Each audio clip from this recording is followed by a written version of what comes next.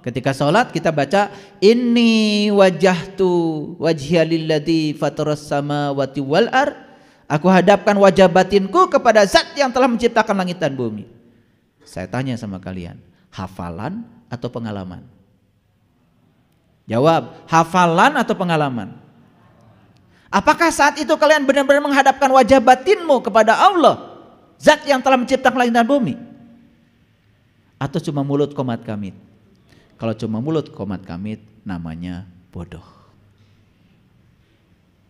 Tapi kalau mulut komat kamit saat itu juga betul-betul kita menghadapkan wajah kita, menghadapkan batin kita kepada zat yang telah menciptakan langit dan bumi. Itu baru pintar. Makanya kalau orang membaca itu langsung mengalami saat itu bergetar. Makanya kemarin hari Minggu saya ngasih pelatihan sholat khusus 30 orang. Nangis semuanya. Kenapa? Inni wajjahtu wajhiya lilladzi fataras samawati wal ard, bukan lagi ucapan tetapi sebuah pengalaman. Nah, kita ini puas dengan hafalan. Makanya dalam teori taksonomi Bloom namanya itu. Nah, ini agak ilmiah sedikit biar kuliahnya kelihatan ilmiah. Dalam taksonomi Bloom itu ya ada yang namanya 6 tingkatan kognisi. Kognisi berhubungan dengan keterampilan berpikir. Jadi ada 6 keterampilan berpikir. Yang pertama adalah menghafal. Mengingat namanya itu. Recall bahasa Inggrisnya. Recall itu memanggil ulang. Jadi recall itu bahasa Indonesianya mengingat. Keterampilan berpikir yang paling dasar itu mengingat. Di atas itu ada lagi memahami. Di atas itu ada lagi namanya menerapkan. Di atas itu ada lagi namanya menganalisa. Di atas itu ada lagi namanya mengevaluasi. Di atas itu ada namanya mensintesa. Mensintesa sudah masuk dalam area mencipta. Itu tingkatan kognisi yang paling tinggi. Makanya orang yang paling tinggi tingkatkan kognisinya mencipta. Contoh, saya kasih contoh.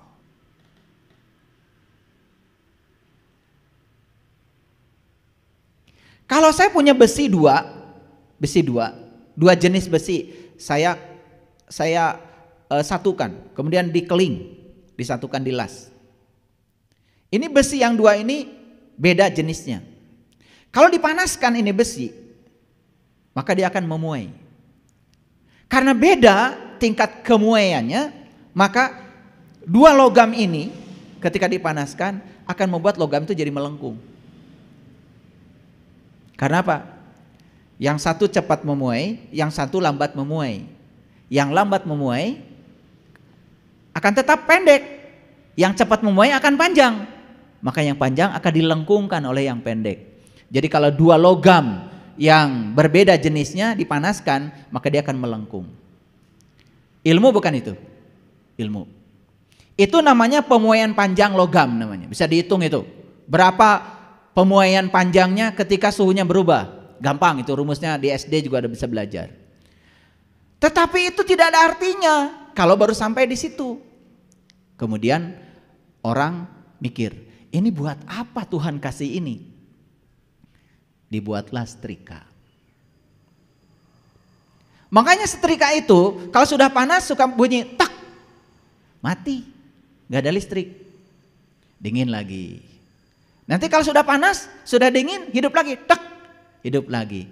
Nah tadi dua logam yang disatukan itu dibuat menjadi kontak untuk memudahkan setrika. Karena kalau setrika terus dikasih listrik, maka dia akan panas, baju kita hancur semua. Kalau kalian beli setrika yang agak mahal sedikit, pasti ada saklar otomatisnya. Saklar otomatis itu namanya bimetal. Bimetal itu dua logam yang dikeling ketika dipanaskan. Karena kan terjadi pemuaian akibat panas. Karena setrika yang dibutuhkan panasnya, maka dia akan melengkung. Ketika melengkung, kemudian terjadilah kontak.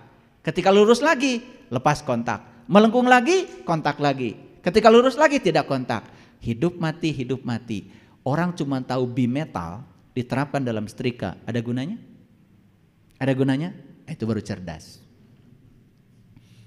Saya naik mobil, begitu masuk mobil, kemudian di mobil terasa panas. Saya hidupkan AC, hidupkan AC.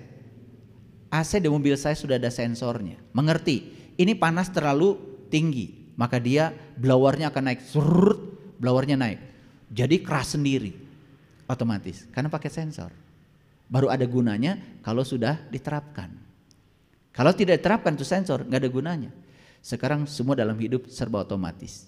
Kalian pergi ke toko, pergi ke mall, tidak usah buka pintu, karena saat kalian datang, kemudian pintu terbuka dengan sendirinya, karena saklar otomatis. Kenapa? Karena manusia ini dianggap sebagai black body, dia meradiasikan gelombang elektromagnetik, diserap gelombang elektromagnetnya oleh sensor, dirubah menjadi sinyal listrik, jadi kontak, sehingga di mall pintu buka tutup tidak usah pakai petugas.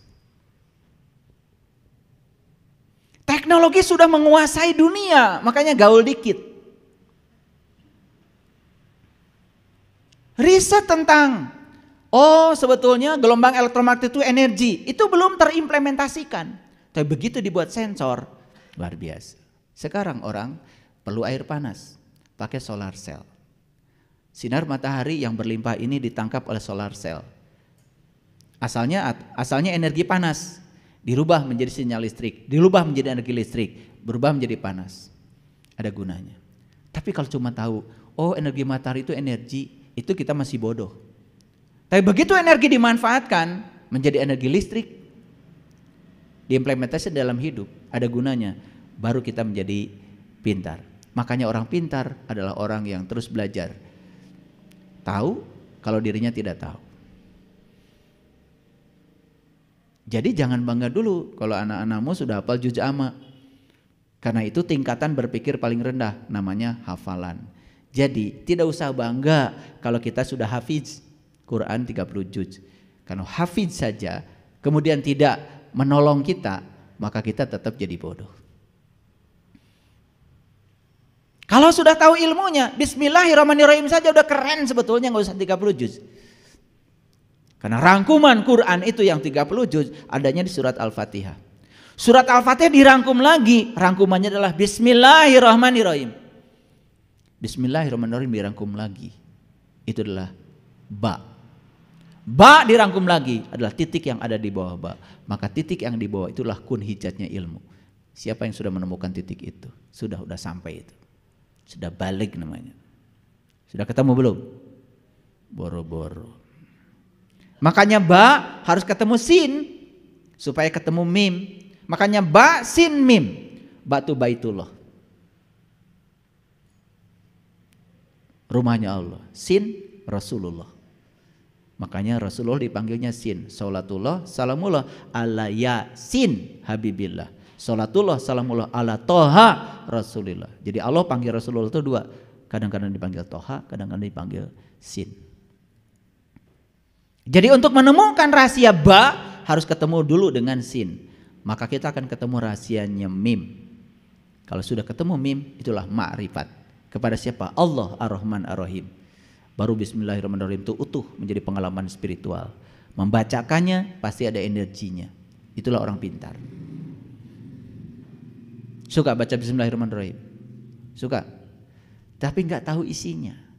Gak tahu pesan spiritual di dalamnya apa. Kenapa setiap pekerjaan harus dimulai dengan bismillah? Tidak tahu argumentasinya. Kayak robot membaca itu terus menerus. Itulah kebodohan. Paham sampai sini? Lanjut dulu. Kita belajar sekarang dari pendapat yang lain. Imam Ja'far Shadiq. Kebiasaan orang bodoh itu 3. 1 menjawab sebelum mendengar. Sudah menjawab, padahal belum mendengar. Orang belum selesai bicara, dia sudah menjawab. Makanya orang bodoh selalu salah aja kalau ngomong. Seperti kata tadi, ya, Wahab bin Munabih. Orang bodoh itu kalau ngomong tambah kelihatan bodohnya, apalagi kalau diam. Yang kedua, berdebat sebelum memahami permasalahannya. Sebetulnya tidak ada perdebatan kalau masing-masing sudah memahami. Debat itu karena masing-masing belum paham. Pak tarik-tarik sorak. Yang ketiga, menghukumi sesuatu yang tidak diketahuinya. Maaf ya, kan sekarang ini hukum menghukumi orang tuh mudah sekali. Begitu orang beda, bilang aja sesat. Padahal dia tidak mendalami itu. Cuman beda dengan dirinya, udah yang paling gampang adalah disalahkan. Kan gitu. Luar biasa. Itulah orang bodoh. Makanya orang bodoh bisa jadi punya ilmu. Tapi ilmunya digunakan untuk menghukumi orang lain. Orang yang sudah bijaksana tidak pernah menghukum. Kenapa? Dia tahu yang berhak menghukum cuman Allah. Maliki yaumiddin. Hanya engkau yang berhak menghukum. Manusia seperti kita tidak ada yang diberi hak untuk menghukum. Makanya semua hak untuk menghukum diambil oleh Allah. Maliki yaumiddin. Semua hak untuk menghukum ada padaku, kata Allah. Tapi kenapa anda ini kok gampang sekali menilai orang, menghukum orang? Luar biasa, jadi Tuhan semua. Kita bicara lagi dari pandangan yang lain. Abdullah ibnu Mubarak, seorang ulama sufi, mengatakan, seseorang disebut pintar selama ia terus belajar. Begitu ia merasa pintar, saat itu ia menjadi bodoh. Itu yang saya sampaikan tadi. Ini pandangan dari Abdullah ibnu Mubarak, seorang ulama sufi. Jadi kalau kalian terus belajar, pintar. Begitu selesai belajar karena merasa diri lebih pintar dari orang lain, kalian jatuh jadi orang bodoh. Jadi orang bodoh bisa jadi berilmu. Paham ya sekarang ya? Ini agak luas nih pemahaman kita hari ini. Karena saya tidak mau menyia-nyiakan waktu yang diberikan semesta kepada kita. Kita bicara hal penting di sini. Karena ini adalah saat yang paling penting. Karena hidup itu di sini, saat ini, sekarang. Besok belum tentu kita hidup. Oleh karena itu kalau mau bahagia, bahagialah sekarang. Gak usah nunggu punya duit. Belum tentu umurmu sampai duitmu banyak. Kalau mau bahagia gak usah nunggu rumah bagus. Kalau mau bahagia gak usah nunggu sekolah beres. Belum tentu umurmu sampai sekolah beres. Kalau mau bahagia tidak usah nunggu jadi direktur. Belum tentu umurmu cukup sampai kamu jadi direktur. Kalau mau bahagia saat ini saja. Kalau mau bahagia nggak usah nunggu sampai di tujuan. Lagi di jalan bahagia, putuskan aja di situ bahagia. Belum tentu umurmu sampai di tujuan. Supaya mati dalam keadaan bahagia, berbahagialah setiap saat. Paham? Oke. Jangan pakai syarat bahagia. Nah, sekarang itu baru pandangan orang bodoh berdasarkan beberapa orang. Kalau saya bahas terlalu banyak nanti habis waktunya. Sekarang lihat orang bodoh versi Quran. Nah, versi Quran. Kita buka dulu Quran surat Al-Baqarah 13. A'udzubillahi minasyaitonirrajim. Bismillahirrahmanirrahim. Yang tadarus Al-Quran tiap Ramadan pasti sudah kelewat ayat ini ya. Insya Allah sudah 5 juz toh? One day one juz. Sampai nggak tahu apa-apa isinya. Luar biasa.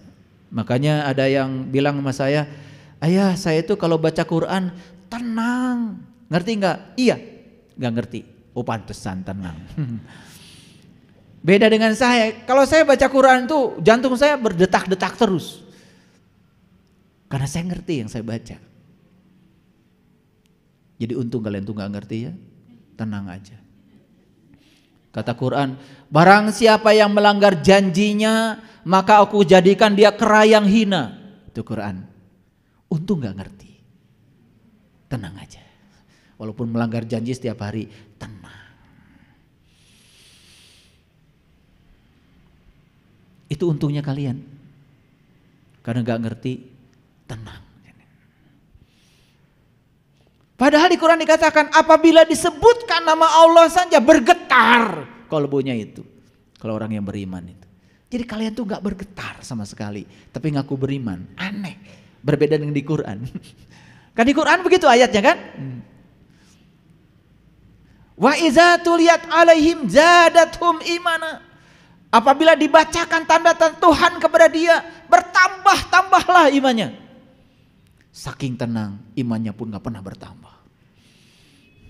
Luar biasa ya. Itu Quran tuh kok berbeda ya dengan implementasinya. Baik, kita baca ayat ini. Wa iza qila lahum aminu. Kama amanan nasu qalu anu'minu kama amanas sufaha. Ala innahum humus sufaha walakin la ya'lamun. Apabila dikatakan kepada mereka, berimanlah kamu sebagaimana orang-orang lain telah beriman. Lihat saya semuanya supaya ngerti. Apabila dikatakan kepada mereka, kamu beriman sebagaimana orang lain sudah beriman. Siapa mereka itu? Gak mungkin Allah nyuruh dia beriman kalau dia sudah beriman. Jadi mereka itu siapa? Mereka ini yang belum beriman gitu aja, gak usah pusing-pusing. Tetapi mengaku beriman. Ini sebetulnya penggalan dari Quran surat Al-Baqarah tentang orang yang tertutup mata kalbunya.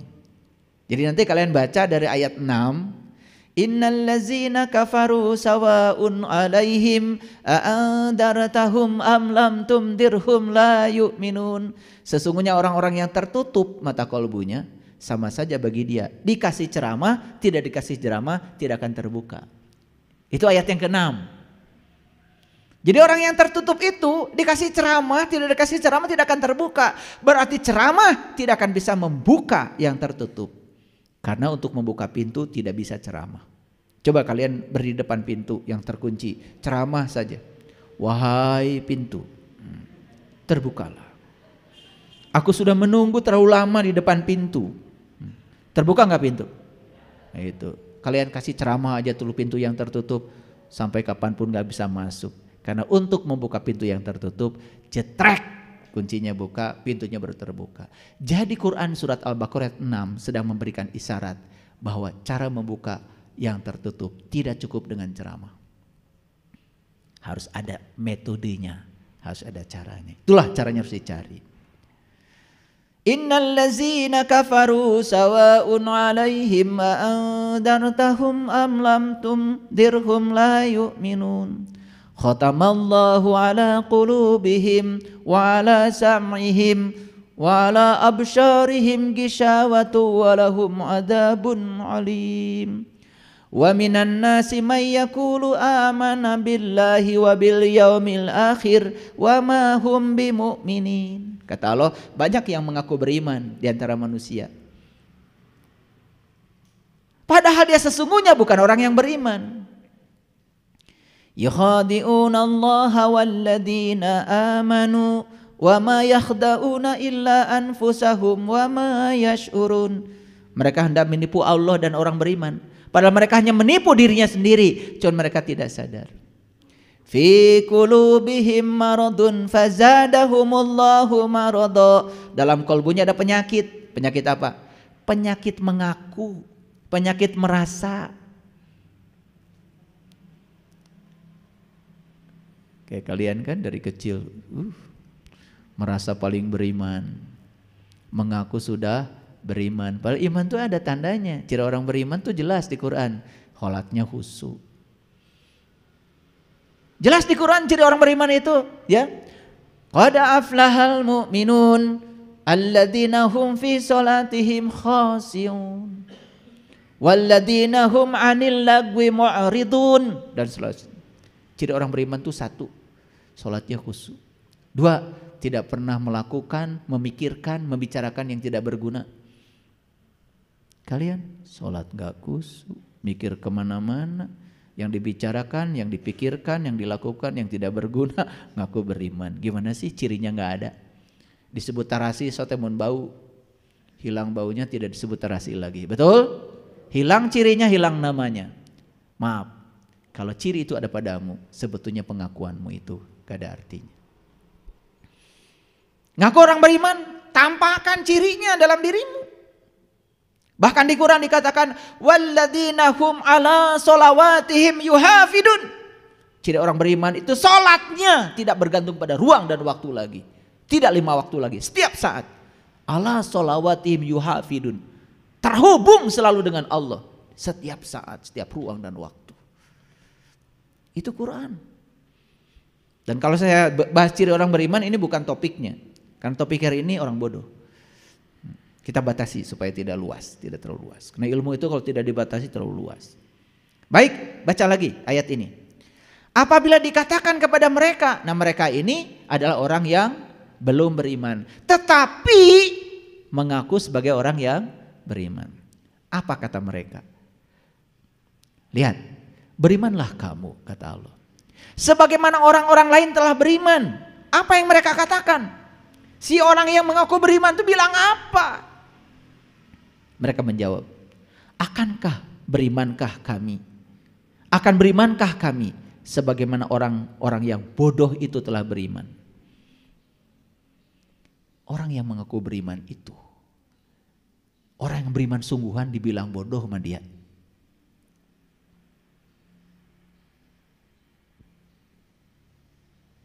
Maka Allah bilang, dia alamkan, ala innahum humus sufaha. Kata Allah, bukan dia, bukan orang yang beriman itu yang bodoh, tetapi sesungguhnya kamulah orang-orang yang bodoh. Walakin la ya'lamun, cuman kamu tidak tahu. Makanya orang bodoh itu kan tidak tahu kalau dirinya bodoh. Itu hebatnya orang bodoh. Sampai tidak tahu kalau dirinya bodoh. Jadi menurut ayat ini siapa orang bodoh itu? Orang bodoh menurut ayat ini adalah orang yang suka membodoh-bodohkan orang yang beriman, padahal dia belum beriman. Jadi orang bodoh itu adalah orang yang belum beriman, tetapi kerjanya setiap hari membodoh-bodohkan orang yang beriman. Ini definisi bodoh menurut Al-Quran. Kira-kira masuk gak kalian ke sini? Masuk apa tidak? Gak usah dijawab, jawab aja dalam hati. Suka dibaca ayat ini? Saya yakin yang one day one judge ayat ini udah kelewat. Saking kelewatnya kalian tidak dapat pesan apa-apa. Hari ini saya sampaikan pesan ini. Ya, pesan ini. Jadi Allah menyuruh beriman pada orang-orang yang belum beriman ini, tetapi dia sudah mengaku beriman. Dan ketika disuruh untuk beriman, malah dia bilang, akankah aku beriman sebagaimana orang bodoh itu beriman? Dan dia bilang orang yang beriman sungguhan itu bodoh, kata dia. Tapi apa kata Allah? Ala innahum humus sufaha walakin la ya'lamun. Sesungguhnya kamulah yang bodoh, kata Allah. Cuman kamu tidak tahu.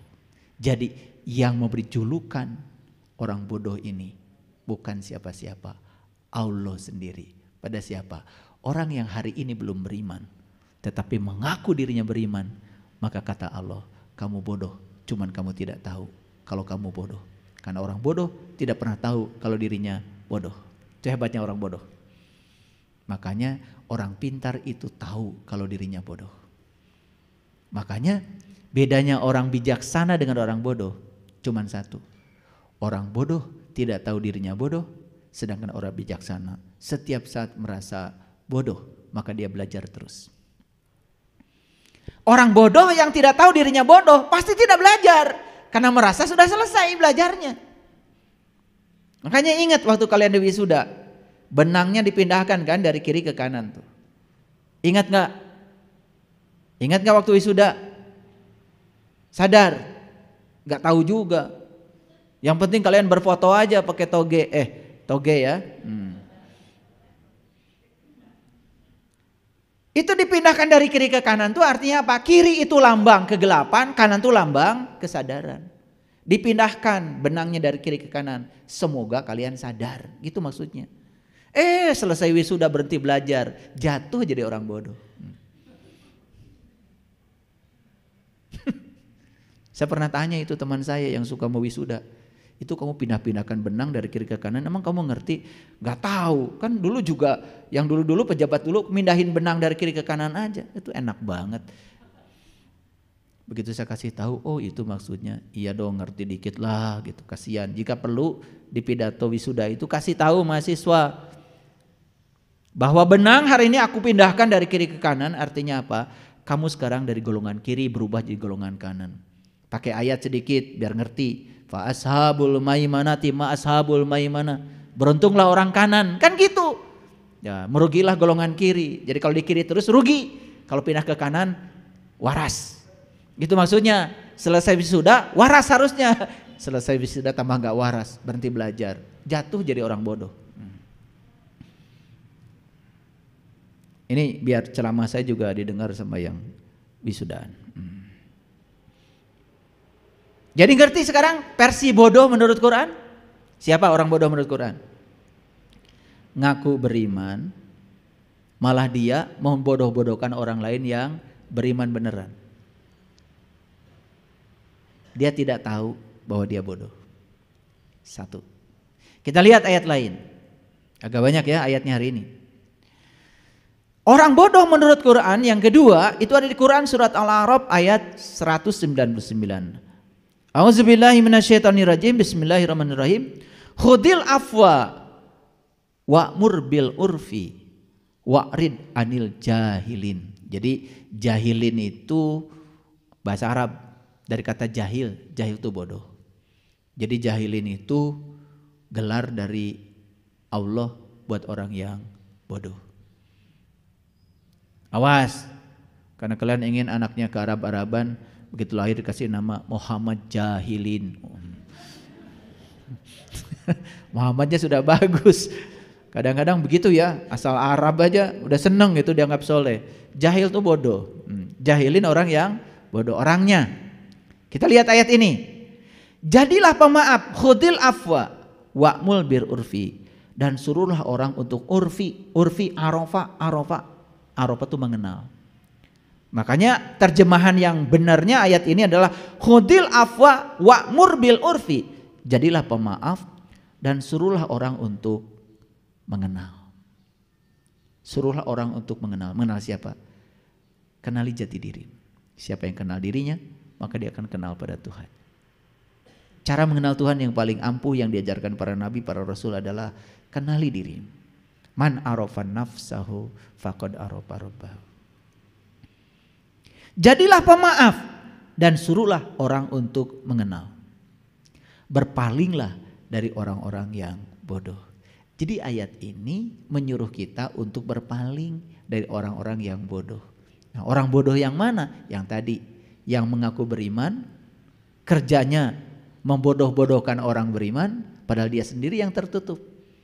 Tapi karena dia merasa sudah pintar, merasa sudah banyak ilmu, kerjaannya menyalah-nyalahkan orang. Berpalinglah dari mereka, kata Al-Quran. Karena apa?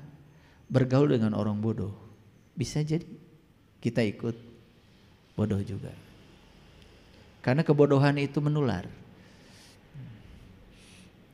Kecerdasan juga menular. Makanya bergaul dengan orang cerdas, kita insya Allah ke bawah cerdas. Sekarang yang ketiga dari Quran surat Al-Ahzab ayat 72. Ini ayat bagus sekali. A'udzubillahi minasyaitonirrajim. Bismillahirrahmanirrahim. Inna aradnal amanah. Sesungguhnya kami telah memberikan amanah. Kepada siapa? Alas samawati, kepada langit, wal ardi, kepada bumi, wal jibal, kepada gunung. Fa'abaina ahyamilnaha wa asfaqna minha. Mereka menolak untuk memikul amanah ini. Ulangi ya. Jadi Allah menawarkan apa? Amanah. Amanah itu dari kata dasar iman. Awas, ngajinya harus betul. Amanah itu kata dasarnya iman. Karena selama ini kata amanah itu jadinya titipan. Betul? Saya mendapatkan amanah apa? Titipan, bingkisan buat disampaikan pada orang lain. Itu bukan amanah, itu bingkisan. Amanah itu kata dasarnya iman. Jadi Allah menawarkan iman ini kepada siapa? Kepada langit, kepada bumi, kepada gunung. Apa yang terjadi? Fa'abaina ahyamilnaha wa asfaqna minha. Mereka semua menolak iman yang akan dititipkan pada mereka. Kenapa menolak? Saya kasih tahu. Karena mereka nggak punya ilmunya, nggak punya alatnya. Karena yang diberi alat untuk bisa iman itu cuma manusia. Yang diberi alat untuk iman cuman manusia. Apa iman? Al iman tasdikun bil qalbi wa ikrarun bil lisan wal amalun bil arkan. Iman itu adalah pembenaran oleh kolbu. Yang diberi kolbu cuman manusia. Apa itu kolbu? Langit dan bumi tidak akan cukup menampung zatku, tapi kolbunya orang yang beriman itulah rumahku. Karena kolbunya orang yang beriman itulah rumahnya Allah. Jadi Allah itu bertinggal dalam diri manusia. Jadi oleh karena itu maka ketika langit, bumi dan gunung ditawarkan iman, mereka mengatakan, fa'abaina ayahmilnaha wa asfaqna minha. Aku enggan untuk mendapatkan amanah itu ya Allah. Wa hamalal insan, dan kemudian amanah ini diterima oleh insan, oleh manusia. Jadi kalian semua itu sudah menerima amanah.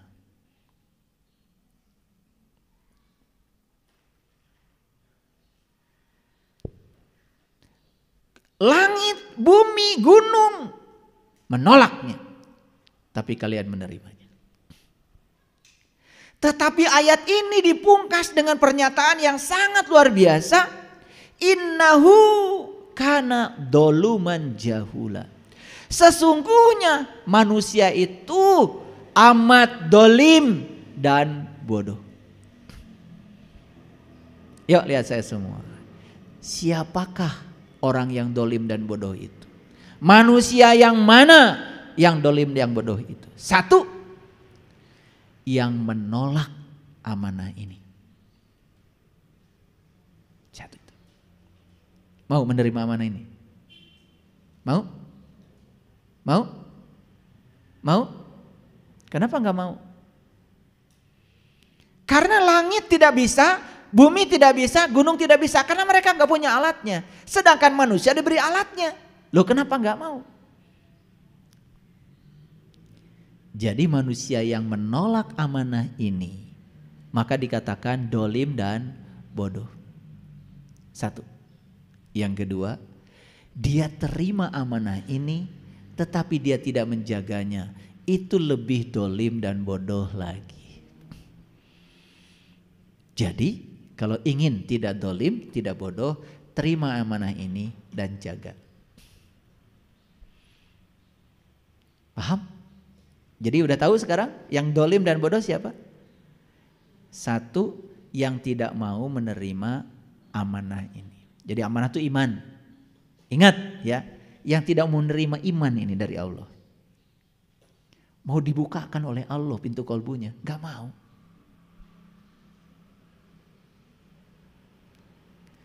Lebih suka dalam kebutaan. Luar biasa. Lebih suka buta. Aneh. Padahal tadi ada 3 penyakit manusia kan? 1 buta mata kalbu. Yang kedua penyakit kulit. Arti satu kulitnya saja. Yang ketiga kematian kesadaran. Itu diabadikan di Quran surat Ali Imran 49. Silahkan baca sendiri. Terlalu panjang kalau saya bacakan. Semakin jelas ya orang bodoh. Nah di sini bahkan ada tambahannya, bukan sekedar bodoh tapi dolim. Jadi orang dolim dan bodoh itu satu, tidak mau menerima iman. Yang kedua, menerima iman tetapi menyia-nyiakannya. Mau masuk yang mana? Yang pertama atau yang kedua? Ya jangan masuk dua-duanya. Masuk yang ketiga. Terima amanah ini dan jaga. Itulah yang disebut dengan Bani Israel, orang yang berjalan menuju Tuhan. Makanya Bani Israel itu diunggulkan dari segala umat. Ya Bani Israel, uzkuru nikmati Allah alaikum wa anni fadaltukum alal alamin. Hai orang-orang yang berjalan menuju Tuhan, ya, ingatlah nikmatku kepadamu. Nikmat yang terbesar adalah iman. Sering kan kalau Jumat ada pembawa acara, kita bersyukur kepada Allah karena hari ini kita masih diberikan nikmat iman dan nikmat Islam. Ya syukurlah kalau udah merasakan. Tapi sayang sekali kalau dia cuma ngomong gitu, nikmat iman, nikmat Islam, sementara belum menikmatinya, bodoh. Karena iman dan Islam itu ada rasanya.